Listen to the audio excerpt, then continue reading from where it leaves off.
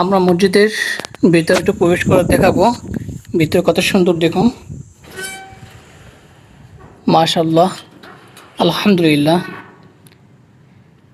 এটা একটা ওয়াক্ত মসজিদ। এখানে শুধু 5 ওয়াক্ত নামাজ পড়ানো হয়। জুমার নামাজ অন্য মসজিদে পড়ানো হয়। ওয়াক্ত মসজিদ এত বড় থাকে না, ছোট ছোট থাকে। মাশাআল্লাহ, এই মসজিদটা অনেক বড়। আর মেহরাবটা অনেক সুন্দর, অনেক সুন্দর করে ডেকোরেশন করেছে মেহরাবটা।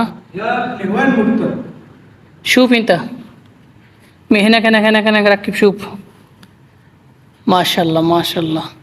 এখানে দোলা এসি রয়েছে, একটা, দুইটা, চারটা এসি। মুদ্রিকাল্লিম রাকিব হেনা খাদা মেহরাব গিদ্দাম মিন্না মিন্না হেনাক শুভ।